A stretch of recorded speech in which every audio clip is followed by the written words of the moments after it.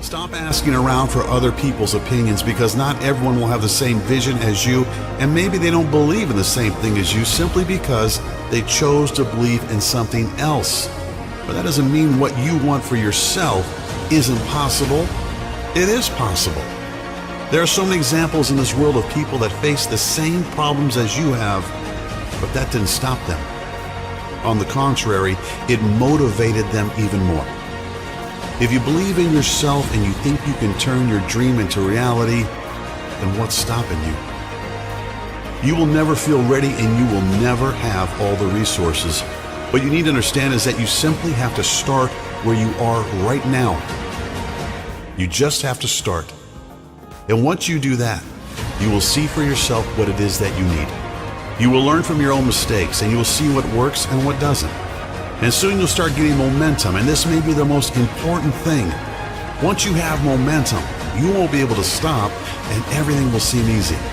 Even if things might get tough sometimes, you won't think of them as tough, because you will have grown more confident and nothing will stop you. You will make progress. Progress will make you happy.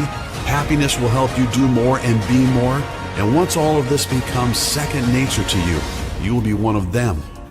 You will be successful, and people want to be like you, and you will try to help and to motivate them by giving them the same advice all successful people give. And they won't turn your words into action because they won't believe in themselves. They won't believe they deserve to be successful and to be someone, for the sole reason they've had to deal with failures at some point in their life. How would you be, feel, and act if your dream was accomplished? I'm about to change your life. Because this piece of research changed mine.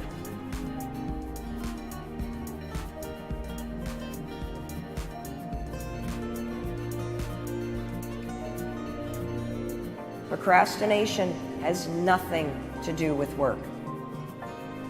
Procrastination is a form of stress relief. What are you stressed about?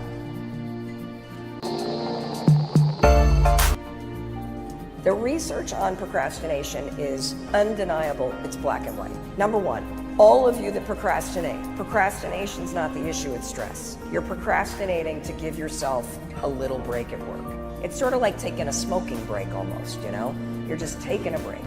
So number one, because you're all stressed out and procrastinators are very hard on yourselves, this is gonna sound super stupid, but you gotta forgive yourself. You have got to actually have a talk with yourself where when you feel yourself starting to procrastinate, you go, look, you know, I really screwed up. I know I'm in a mess financially. I forgive myself. I'm just gonna do the best that I can. So that self-awareness of knowing, oh my God, here's that stress again about finances, screwing me over and preventing me from doing the small things that will actually fix my finances. Second thing that you're gonna do, procrastination's a habit, right? You get triggered by stress, the habit is to procrastinate. So when you get triggered by stress, your new habit is, oh, there's my stress again. I'm gonna actually tell myself, okay, you've done the best you can, it's okay, we're gonna do a little bit today. You're gonna create what we call starting ritual.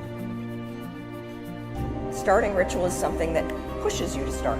The best one on the planet, the 5-second one. So you've said, okay, there's my stress again. I forgive myself. Now we're gonna 5, 4, 3, 2, 1. I want you to only work for 5 minutes. That's it, 5 minutes. Make phone calls for 5 minutes. Here's what we know based on the research. 80% of you will keep going. The trick is starting. You see, I want to break the connection between the trigger, which is stress, and the response, which is procrastination. And whenever you feel stress, which is normal, you have a choice. Here's that gap. In 5 seconds flat, the habit of procrastinating and beating yourself up will take off. Or you can close the gap, 5, 4, 3, 2, 1, and you can make a different choice. I'm just gonna get started. I'm just gonna be okay with where I'm at, and I'm just gonna get started. Got it?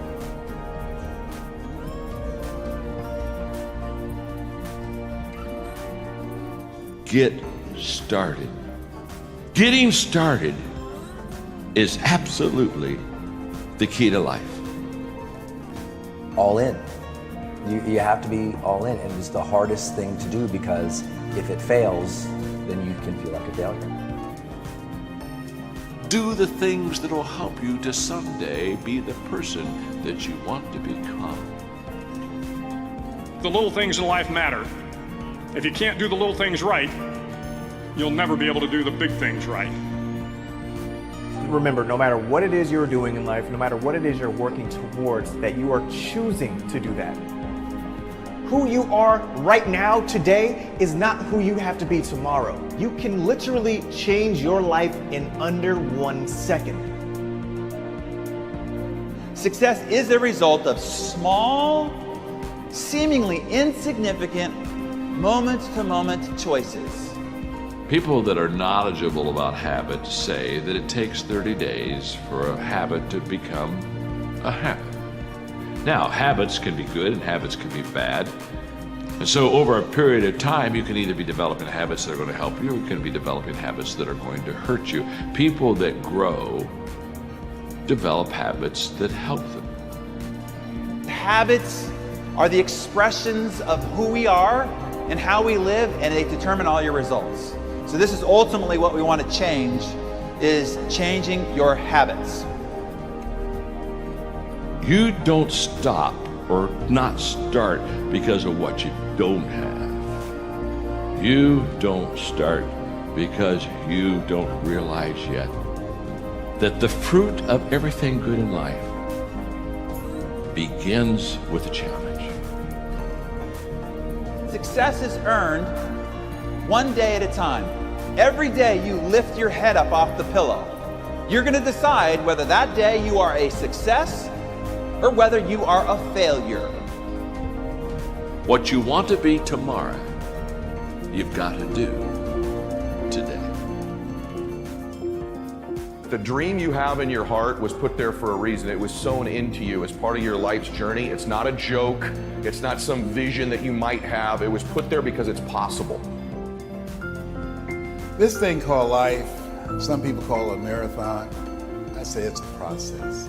And I say one of the best ways to go through life is to have a spirit of optimism and to be open to the possibilities. And when you approach life in that spirit, it gives you power, creativity, and gratitude to make the journey. Anything you want good, you can have.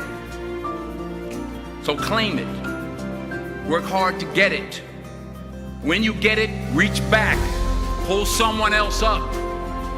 Each one, teach one.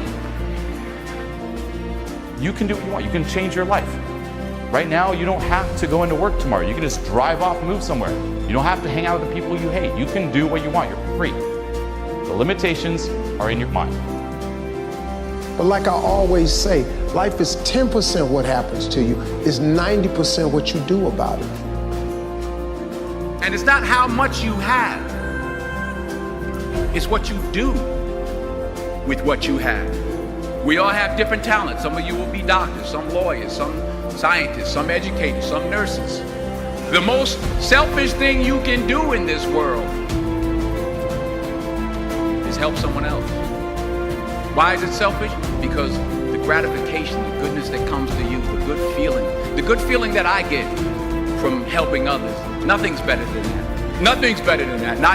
Not jewelry, not big house I have, not the cars, but it's the joy. That's where the joy is, in helping others. That's where the success is, in helping others. One of the things that we have to always keep in mind, that we have the power to determine what we're going to let into our experience. And many people allow themselves to buy into the negativity of the world. Today, if you don't program your mind, you will be programmed. So you've got to make a conscious, deliberate, determined effort to set aside time every day, well, at least an hour. That's what I do. I listen to something motivational first thing in the morning. And the reason I do that, whatever you listen to the first 30 minutes when you wake up, it will control the spirit of your day. I review my goals, I do my meditations, my chanting, all of the things that will get me grounded and rooted and prepare for the day. And I have a quote that I always say to myself, Lord, whatever I face today, together, you and I can handle it. I pray that you put your slippers way under the bed tonight, so that when you wake up in the morning, You have to get on your knees to reach them. While you're down there, say thank you for grace. Thank you for mercy. Thank you for understanding. Thank you for wisdom. Thank you for parents. Thank you for love. Thank you for kindness. Thank you for humility. Thank you for peace. Thank you for prosperity. Say thank you in advance for what's already yours. Get up every day and say, today I will be in the right place. I will talk to the right people. I will make the right thing happen in my life. I'm here to tell you, if you're big enough for your dreams aren't big enough for you. That means you have superhuman power to completely change your life at any moment you decide. Once and for all, forget about your past. None of that means anything. The only thing that counts is what you do going forward. The only thing that counts is how you live the rest of your life. You have the ability to live every hope and dream that this life has ever helped you to focus. You have the ability to do that. Don't just aspire to make a living. Aspire to make a difference. Reinvent yourself every day. Look at ways to get better, improve. Chase that dream. It's in your heart, it's in your soul for a reason. It was wired there to give you strength, to give you purpose, to give you direction. That's why you're here. You are creative genius. You are creator. You are creator of your experience.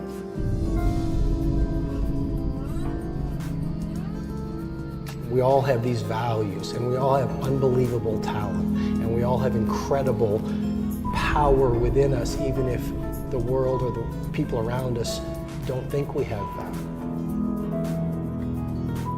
Believe in yourself, even when no one else does. Life is not a parabolic curve. It doesn't go straight up. A lot of lumps, a lot of bumps, a lot of throttling up, a lot of throttling down. I have never yet met a successful person that hasn't had to overcome either little or a lot of adversity in his or her life. Sometimes the struggle is put there for you. Sometimes life is happening for us to get better. And it's a demand, and it's challenging, and that hardship can suck. But know that struggle is necessary at this moment.